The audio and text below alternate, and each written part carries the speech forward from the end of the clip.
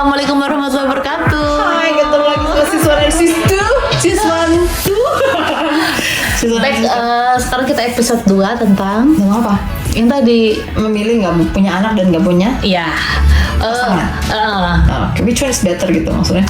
Oke. Karena kan lagi marak banget. Marak. Orang-orang marriage is scary. Itu kan It is scary. Langsung spill keluar ya. Emang scary. Apa yang mau? Kada. nah, marriage is scary, tapi kalau di posisi aku it's not scary kok. Masa sih nggak scary ya? Enggak. Aku pikir semua orang. Itu yang mana? Iya asli. Aku pikir semua orang tuh scary. Enggak, I'm happy with my marriage. Iya. Gila. Masa sih? Iya. Oke, baiklah. Iya. Jadi dari sebelumnya kita lanjut beda, aja. cuma beda. Nggak apa, Cuma beda. lanjut aja dan disclaimer dulu kayaknya kita akan berbeda pandangan Betul, ya. betul. Jadi oke. Tapi mudah-mudahan ini jadi contoh yang baik ya untuk orang, karena semua orang tuh nggak akan ada yang sama. Dan cara kita menghadapi perbedaan itulah yang terutama. Asik, rhyming. Gitu, oke. Gimana sih? Ya kan kalau Tutu tadi bilang Scary. marriage is scary ya. Dan banyak banget kalau dikalian lihat. Itu nggak cuma sekarang, dari dulu, dari zaman aku nggak tahu apa artinya pacaran tuh, for me marriage is scary. Dulu aku pun begitu. Oh, oke, baik. Baru kita sama. Sekolah yang lain jangan. Ya dulu pun berpikir begitu. Oh dulu berpikir begitu. Oke. Dan niatnya nikah itu adalah biar bisa Escape. keluar, iya, biar bisa escape gitu. Dan ternyata apa berhasil, it works It works for Oh, me. Okay. Ternyata menikah It's not adalah scary. it's not scary. Oke. Karena ternyata not bad lah. Not bad. Kalau dibilang happy banget itu enggak mungkin kayak Cinderella happily ever after kayak gitu, enggak. Pasti ada ups and downs-nya, tapi minimal tuh enggak se-scary yang aku bayangkan dulu. Karena kan dulu pernah berpikir kalau marriage is scary ya, tapi ternyata tidak seburuk itu. Oke. Dan quiet gitu, bisa diajak Oke. kerja sama. Makanya marriage is scary itu ketika kita salah pasangan.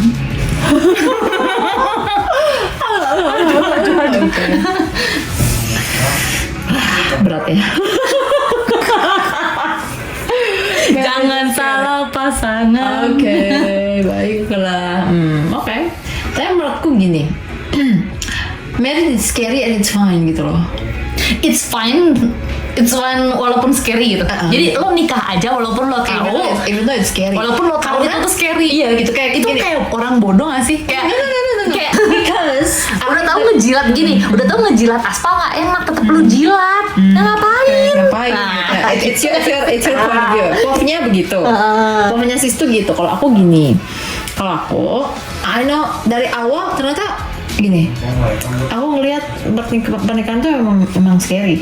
Dan hampir sih sebelum marak nggak mau nikah nggak mau punya anak, itu memang aku juga what for gitu, buat apa sih gitu kan, kita bisa berdiri di kaki sendiri ngapain gitu. gila, the real independent woman. Iya, dari Begini. sih emang asli. Aduh.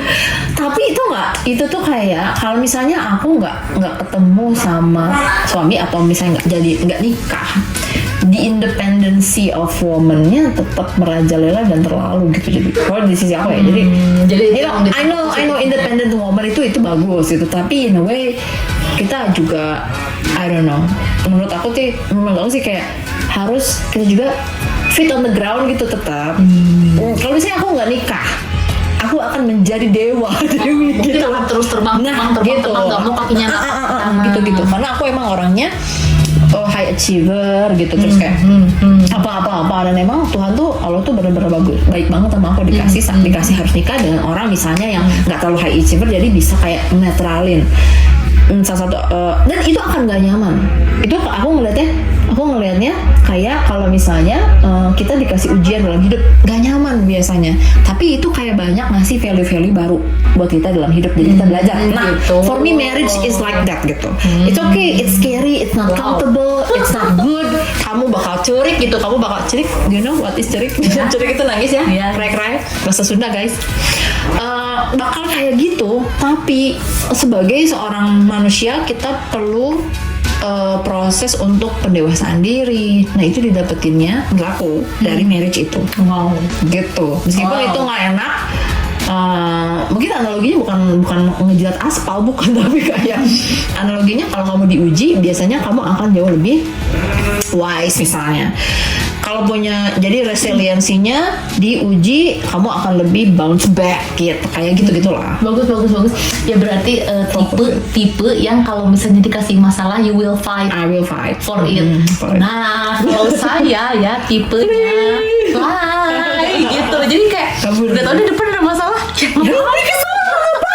Kalau aku, oke, I know that problem gives me some lessons, I'm gonna do it gitu. Kalau aku mending cari pelajaran yang lain aja. Aja deh. Kayaknya gue gak kuat dah yang itu mah. Udah mundur aja Oke, gitu. ya. Mundur aja dah. Oke, orang kan beda-beda ya, preferensi, kemudian juga personality, kan beda-beda karakter kan beda-beda. Kalau aku lebih ke gitu. Jadi so at first I think I don't want to get married, tapi but I know, dan aku ngerasa kayak dunia ini berjalan seperti itu. Misal, like heterosexuality, buat aku pasti semua orang tuh heteroseks. Kecuali orang-orang tertentu yang misalnya secara biologis anatomi itu nggak tahu ya. Cuma Maksudnya heteroseksual tuh. pasti cowok sama cewek itu, karena itu akan menjadi berkelanjutan keturunan kan kayak gitu. Terus kayak nikah tuh harus meskipun it's scary, meskipun susah, itu harus karena emang ibaratnya hukum alam, the law of nature-nya emang begitu. Kenapa? Karena buat meregenerasi keturunan gitu. But it's not happy ya, I know it's not happy. Kalau aku nih ngelihatnya menikah, punya anak gitu, semua tuh kayak matahari terbit dari timur kayak gitu loh. Aku ngelihatnya ya, slow of nature-nya itu gitu. Ya ampun. Kayak gitu, siklus air. Tau siklus air nggak?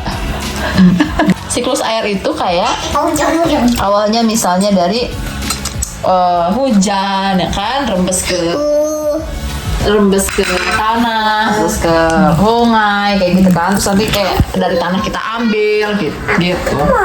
Kebutuhan manusia juga intinya itu salah satu kenapa diciptakannya menikah. Dan kalau di agama Islam salah satu dari ibadah, karena if one kayak misalnya contoh lainnya kayak apa tuh apa sih namanya kalau kayak itu rantai makanan, nah itu kan akan gitu terus misalnya ini dimakan ini itu kan memang law of nature kayak gitu. Sama dengan menikah juga gitu, even though it's not menyenangkan. Untuk nyamuk misalnya dimakan cicak, nyamuk penderitaan dong ya gak sih? Tapi harus gitu kan, kalau nggak gitu misalnya aduh ular itu menakutkan, bunuh semua ular, wah kacau lah kehidupan, benar nggak? Nah kayak gitu, aku tuh ngeliat nikah tuh seperti itu. Menikah itu suatu hal yang emang diciptakan Tuhan untuk manusia supaya kita beregenerasi gitu. Gimana dengan orang yang sampai sekarang belum ketemu jodohnya? Kan belum, kita nggak pernah tahu, itu jalan hidup, aku nggak bisa ini. Tapi sebisa mungkin itu ya berlangsung ya. Sama kayak misalnya kadang-kadang kacau juga kan, siklus air kadang-kadang kacau kan. But that doesn't mean itu harus dihapuskan gitu, kayak gitu. Tapi kalau misalnya dibikin jadi kayak gerakan jangan atau enggak menikah, itu jadi lebih masif, semua nggak nikah, itu kacau. Ya sih, kalau misalnya Gitu maksudnya. kalau misalnya choice pilihan pada dirimu sendiri. Tapi kalau sampai harus sampai kayak digaungkan gitu, ya nggak. setuju juga. Makanya aku adalah salah satu orang yang tidak merekomendasikan itu. Aku milih itu karena itu akan kayak ngancurin siklus kehidupan gitu. Sama seperti gay, saya adalah salah satu, even though I really appreciate gay, lesbian nggak apa-apa ya. Kalau misalnya aku punya salah satu teman yang gay, aku akan sangat ngerespek dia, itu pilihan hidup dia. Tapi I'm not the person who will recommend that kind of thing, karena itu akan merusak fase dan siklus kehidupan gitu. Misalnya kayak di siklus kehidupan, tiba-tiba ada pemburu membabi buta. Nah, I don't recommend pemburu yang membabi buta atau penebangan liar misal atau gimana. Itu kan nggak direkomendasikan. Salah satu aksi manusia yang akan ngebunuh keberlangsungan kehidupan gitu loh.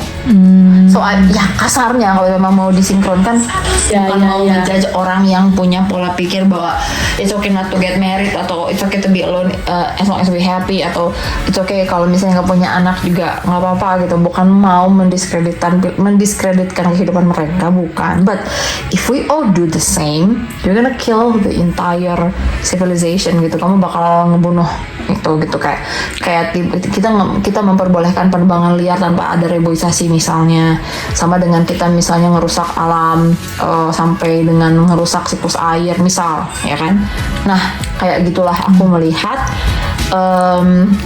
hukum alam menikah, hukum alam kita perempuan itu melahirkan gitu ya, dan punya anak. Aku ngeliatnya kayak gitu. So even though it's hard, I will do it. I'll take the chance gitu, kayak tadi kayak sebelumnya. Because I know, karena aku kayak yang sebelumnya, kalau nggak salah di episode sebelumnya dibilang kan, terus kalau misalnya tahu suami kayak gitu gimana, ya udah jalanin aja. Aku tahu kok bahwa semua apa yang aku lakukan akan dibalas sesuai dengan apa yang aku lakukan gitu. Jadi I don't need to be worry, nggak usah worry bahwa oh my god aku kehidupannya susah mulu gitu ya.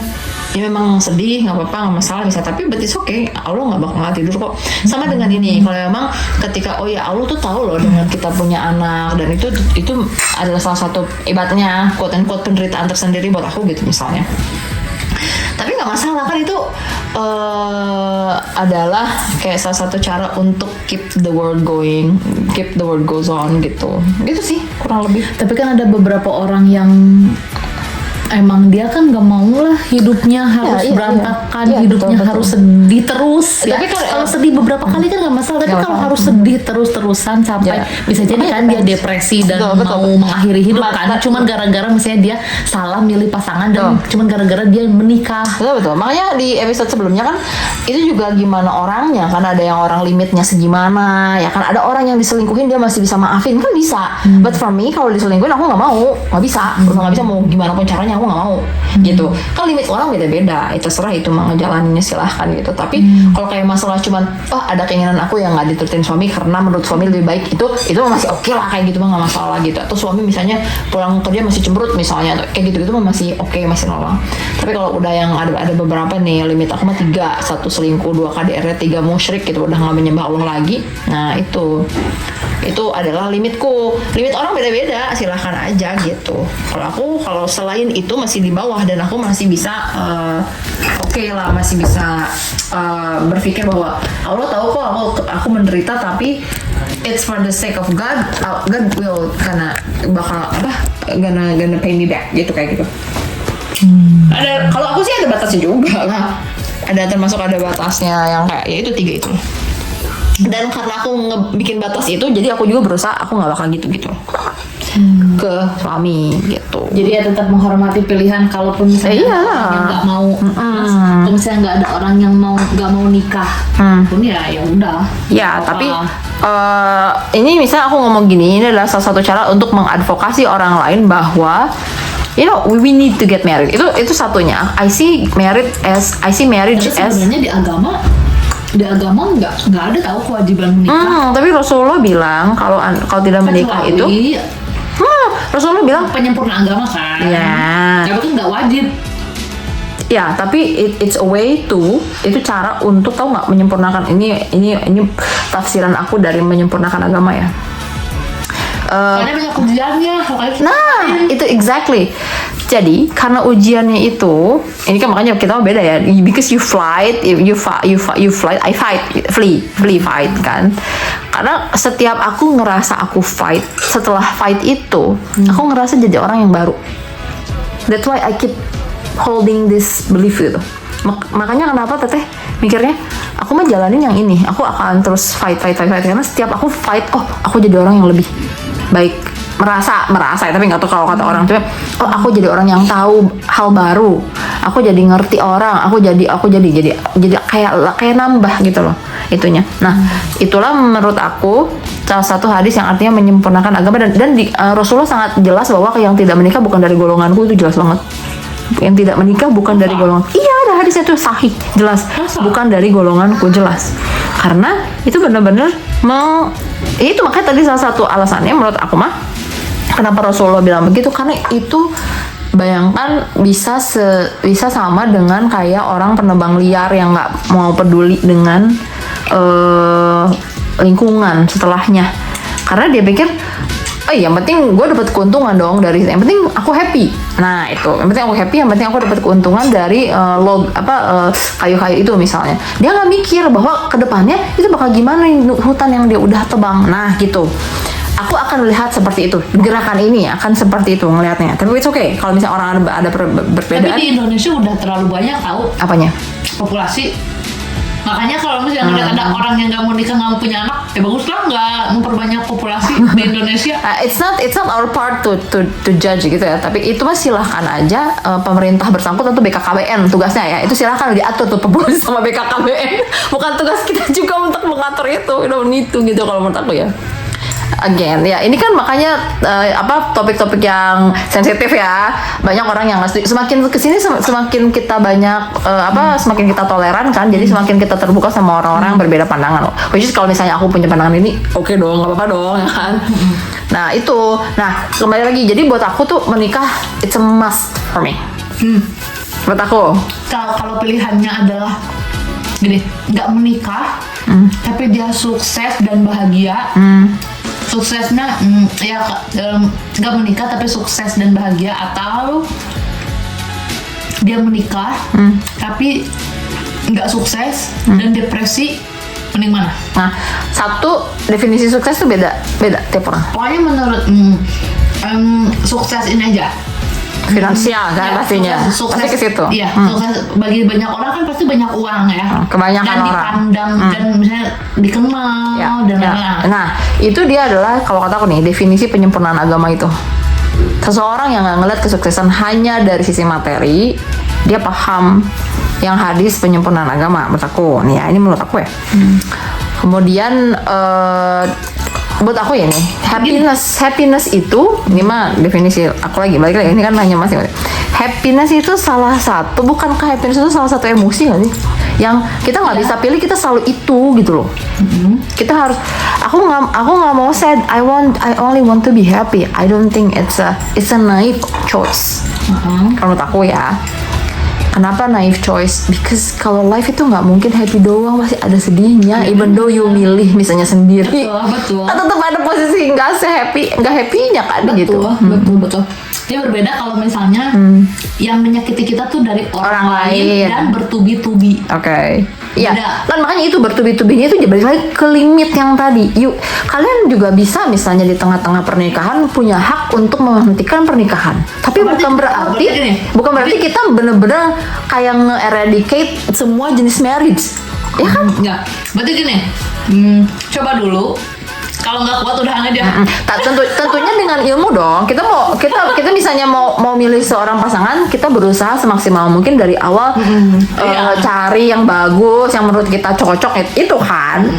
Tapi di tengah perjalanan itu selalu mau dari awal udah ngerasa cocok segimanapun banyak kesamaan, di perjalanan kita tetap akan ada ngerasa aduh ini nggak enak dan apa. Nah itulah justru pembelajarannya di situ untuk seseorang yang melihat marriage sebagai proses pembelajaran. Kalau aku ngeliat marriage sebagai proses pembelajaran gitu, ujian dan proses pembelajaran, dan merupakan upaya untuk penyempurnaan sebagian agamaku gitu. Nah itu kalau aku ngeliatnya gitu sih. Gitu. Again, that doesn't mean amit-amit kalau sudah menzalik, kehidupan aku bahagia banget pernikahannya atau gimana, terus kayak nggak mungkin lah aku cerai misalnya. Lihat kasus lagi, kalau memang kamu misalnya kayak dianiaya misalnya, amit-amit bener kayak ketika nikah dianiaya, why not, it's your choice kok. Kamu juga untuk berhenti gitu loh untuk ini, and you cannot blame the marriage. Kan kok kalau misalnya kamu memutuskan untuk kayak nggak mau nikah sama sekali, you blame the marriage. It's not the marriage, it's actually the person ya nggak sih? Orangnya kan, bukan marriage-nya. Misalnya kayak agama kamu Islam tapi ada yang jadi teroris, kan yang salah bukan Islamnya, orangnya jadi teroris. Kenapa kok kamu kayak kan kalau misalnya ngikutin apa tuh namanya? Kalau ngikutin hadisnya, yang penting ngikutin dulu. Karena kan biar masuk golonganku, masuk golongan tanda kutipku. Nikah dulu. Tapi kalau misalnya emang ini, ya udah. itu kan kayak ngejalanin kehidupan aja nggak sih? Kalau fail or succeed itu kan ngejalanin kehidupan aja. Misalnya kita mau sekolah, misalnya, oke, aku mau sekolah nih. Kalau misalnya kamu kan tergantung juga nih, ngejalanin pertama kali kamu mau sekolah tuh mau apa? Karena kamu senang sekolah, karena kamu disuruh orang tua, karena emang dihadiskan atau apa? Misal, kemudian ketika sekolah institusi sekolahnya bagus dong, ya nggak? Tapi di dalam sekolahnya ada guru yang nggak masuk, ada teman-teman yang nakal, ada yang apa, ya kan? Dia nyerap materinya bisa 100%, bisa 50%, 60%. It's just the dynamics of life. Itu kayak dinamika kehidupan aja. But kalau misalnya tiba-tiba kayak kamu bilang, nggak usah sekolah, nggak bener kok semua guru. It's not fair if you say that way. Kalau misalnya kamu ngerasa, nggak usah sekolah, nggak bener kok sekolah juga, ya, I don't know. Nah, kurang lebih kayak gitu. So that's why I don't recommend the movement of mendingan nggak nikah. No, it's not the marriage is that wrong. Tapi orang-orangnya mungkin yang memang kebenaran nggak dapet yang nggak cocok, kebenaran kamunya lagi belum bisa menyatukan visi, misal kebenaran kamu lagi belajar berkomunikasi sama pasangan sehingga kamu itu. Nah, itulah proses pendewasaan diri menurut aku yang dia bisa resolve itu. Itu adalah proses pendewasaan diri. Tapi berarti kalau kata Tete, marriage is scary is Okay. dan betul. True. Dan it's true. Kayak misalnya gini, sekolah membosankan memang membosankan. Ya kan cuma duduk, cuma lihat. Tapi but you know you have something from there, you will learn something from there, gitu.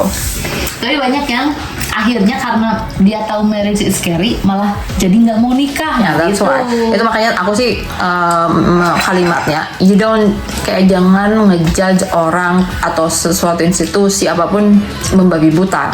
Itu, menurut aku ya itu adalah membabi buta. Kenapa?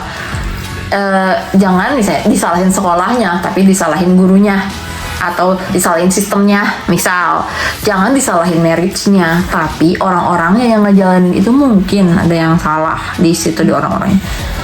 Tapi itu semua tuh dinamika kehidupan gak sih? Jadi kalau misalnya kayak di-cut cuman satu itu gitu, opininya udah menyeluruh. Ini misalnya kayak ada satu laki-laki brengsek, kita bilang semua laki-laki brengsek, kan kayak gitu kurang lebih. That's how I see Nah, it. kalau misalnya bilang sekolah juga ada beberapa lagi orang yang nggak setuju sekolah.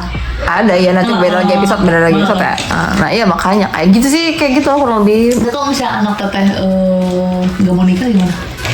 I will always recommend them to get married tetap.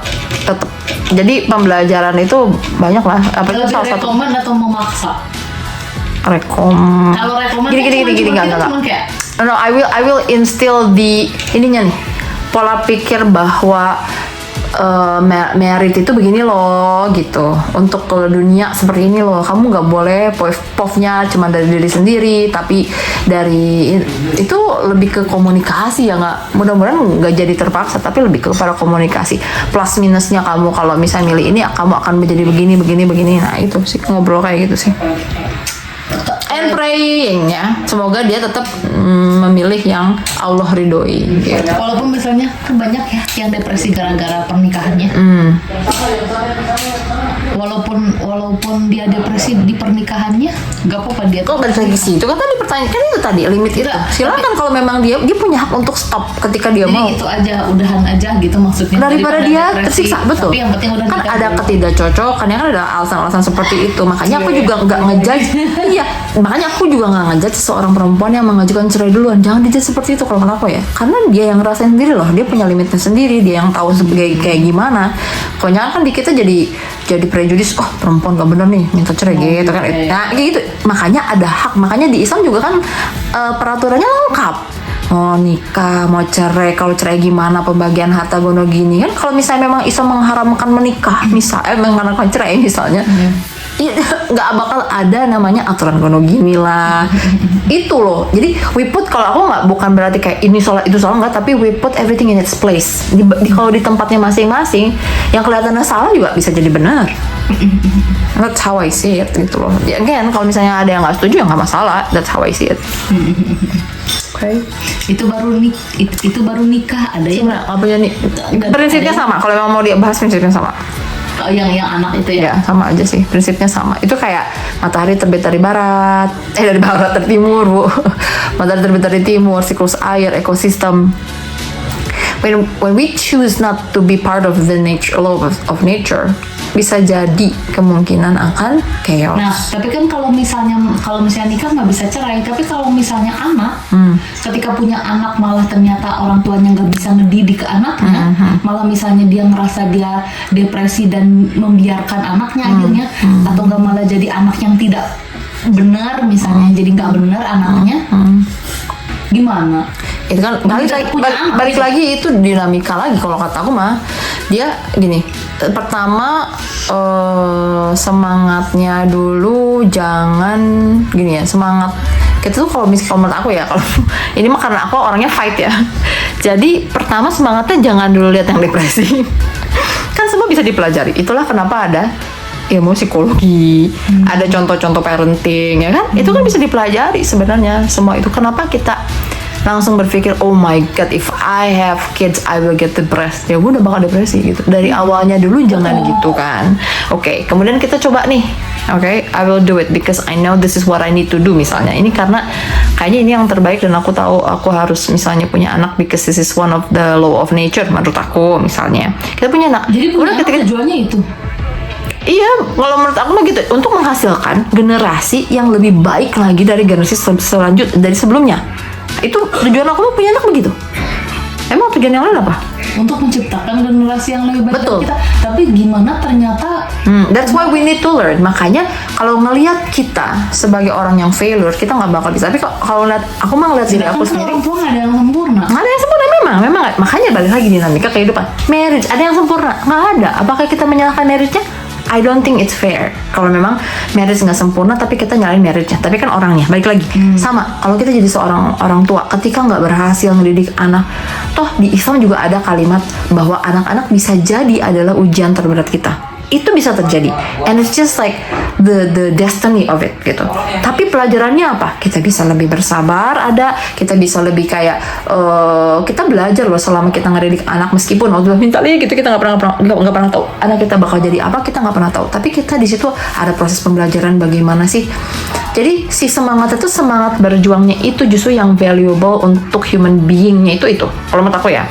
Semangat belajar, semangat, dan jangan lihat ke hasil. Sama kalau kayak kita semangat misalnya di sekolah belajar, prosesnya itu bukan rankingnya. Sama juga dengan ini. Kalau kita lihat hasilnya anak kayak gimana, itu bakal stres duluan. Yang penting kita usahain aja dulu, doa dulu. Dan kalau orang, if I'm a true believer, aku percaya sama Allah, aku percaya buat tadi diulang lagi, nggak ada kok yang sia-sia dari semua usaha kita. Kalau kita usahanya udah oke, bagus, anak kita misalnya masih nggak sesuai itu, pasti tetap ada hikmahnya gitu. Ngelihatnya ke situ aku gitu, bukan lihat ke aku udah berusaha kok anak aku kayak gitu sih, gila emang salah nih punya anak, mending nggak usah punya anak di seumur hidup. Nah itu nggak gitu pola pikirnya kalau aku ya. Pola pikirnya adalah we try our best, we do our best, and then we don't know what the result is, but I know God knows that we tried our best. Gak apa-apa. Dan ada banyak juga kasus bisa jadi dia misalnya anak kita berhasil ketika kita udah meninggal, bisa, and it's okay, gak apa-apa gitu. Tapi banyak juga ya yang milih daripada punya anak lagi, sedangkan populasinya udah, kan dia juga mikirin bukan diri dia sendiri ya, dia mikirin juga berarti kan kan karena dengan berpikir kayak gitu misalnya populasi udah terlalu penuh, kalau dengan punya anak lagi malah nambah-nambah populasi, sedangkan banyak anak terlantar, udah aja mendingan kita ambil anak yang terlantar, kita gedein, kita urus, kita didik yang ada. Balik lagi, silakan aja sih itu mah itu kan silahkan gitu. Tapi kalau untuk kayak movementnya sendiri, kayak itu dia sih yang takut itu, yang bukan takut, bukan ngejat salah gitu, cuman takut kalau itu tersebar ke semua, itu akan merusak ibaratnya ekosistem, populasi keseluruhan gitu, ya kan.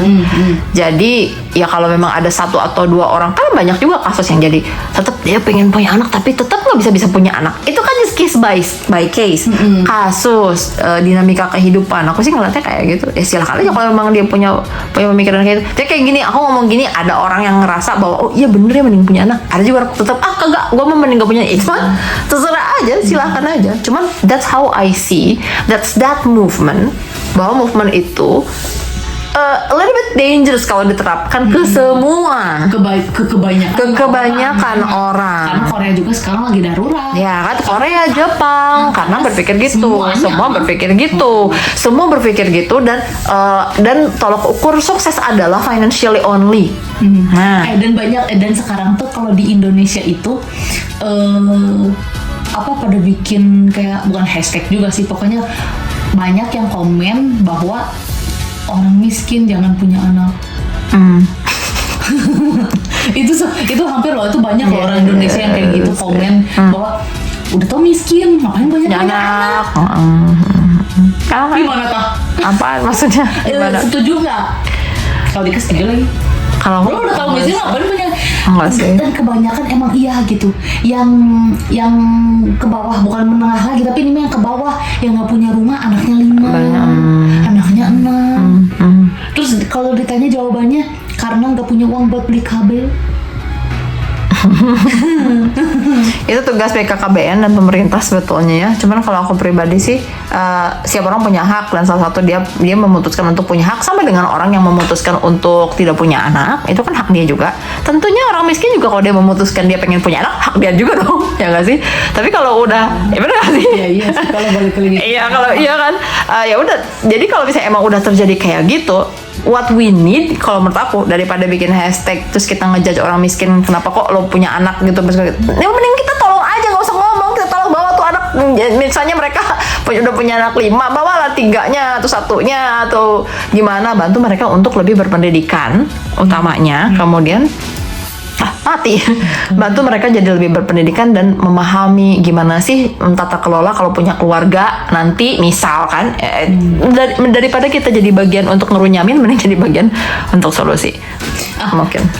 Jadi tujuan tekniknya apa? Untuk itu? Iya, untuk tujuannya? Ya, untuk menghasilkan keturunan, untuk seharusnya juga kan merasa aman, nyaman gitu kan. Itu kan salah satu tujuan pernikahan juga, untuk merasa nyaman, saling memberikan rasa nyaman, untuk menghasilkan keturunan. Itu udah kejawab sih. Jawab kan? Itu kejawab dirimu, itu pertanyaan dirimu. Kejawab diriku. Apa saya? Soalnya kenapa? Soalnya kalau Dika ya, ini misal nih, misal punya anak, kalau anaknya nggak mau nikah, nggak apa-apa. Kalau dia gitu, dia nggak mau nikah ya. Tapi kan sebelumnya dikasih pemahaman atau enggak? Atau gimana? Oh iya, kasih pemahaman lah, tetap nggak mungkin dibiarin gitu aja. Iya. Punya nikah, punya anak, malah Dika mah dari dini, dari Tapi, sekarang Dika kasih tahu. Asal alasannya misalnya. Kalau masih kecil. Kalau misalnya kayak gini, kalau menurut aku ya agak terlalu shallow kalau bilang aku mau nikah karena aku takut miskin. Nah, jangan kayak gitu. Aku nggak mau nikah karena aku takut misalnya mengulang kesalahan yang sama dengan orang tua. Oh enggak, karena itu bisa diusahakan misalnya. Enggak sih, kalau sejauh ini sih kalau Hirama lebih ke karena takut sakit gitu. Sakitnya? Sakit ngelahirin. Jadi kalau nikah pasti punya anak. Anak itu pasti sakit gitu. Ya masih pikiran anak-anak. Iya. Tapi kalau dia misalnya udah dewasa, kalau udah dewasa terus misalnya daripada dia harus menanggung beban misalnya. Tapi kan bisa dicoba dulu memang apa bener misalnya. Kan jangan kayak belum dicoba terus dia udah ngejudge duluan marriage gitu sih. Makanya nanti akan, kalau misalnya nih ya amit-amit juga ya. Menurut objek belum dapat yang bagus yang ini kan ya worst case aja gitu. Mau ngapain gitu. Ya akan tetap menghargai keputusannya dengan betul. dikasih tahu pilihan atas keputusan dia sendiri gitu. Dan yang tadi, jadi karena udah tahu hadisnya itu kan bisa jadi pegangan kan, kalau udah tahu hadis mah kan. Itu yang utama sih kalau aku, karena believer, I'm a true believer, jadi Rasulullah bilang bukan dari golonganku, kemudian itu pegangan nomor 1. Kedua, ketika aku memahami kehidupan dan dunia secara umum, oh betul, ternyata adalah hukum alam yang memang harus dilakukan berkelanjutan gitu. Udah cukup itu, kemudian nanti menghasilkan keturunan yang lebih baik dari keturunan sebelumnya. Dan memang sudah terbukti di beberapa negara yang katanya maju, ternyata mereka adalah rusak dengan pola pikir mereka sendiri. Itu yang bahaya gitu, bahwa mereka hanya melihat kesuksesan bahwa itu tuh financially aja gitu, padahal lebih dari itu. Nanti ada episode baru mengenai definisi kesuksesan menurut kalian. Nambah lagi ya tema-tema. Oke, baik, itu udah lebih dari setengah jam. Guys, as usual, this is just my own opinion, our own opinion, opini masing-masing sih. Silakan aja. Kita hidup di dunia yang udah demokratis banget. Kalau emang punya perbedaan pendapat, kita terima gitu. Tapi ya mudah-mudahan bisa bermanfaat. Yang penting nomor 1 adalah release. Oke, jangan dipendam sendiri, harus dikeluarin. Dan jangan lupa subscribe. Yes. subscribe, share, and like, and comment. Kita mau buka komen atau enggak? Buka lah. Kita mah santai. Kalau misalnya dikasih komen-komen jelek misalnya, apaan sih nggak jelas, nggak masalah. Emang kita nggak jelas sih. Nggak ada ekspektasi. Oke guys, bye bye. Assalamualaikum warahmatullahi wabarakatuh.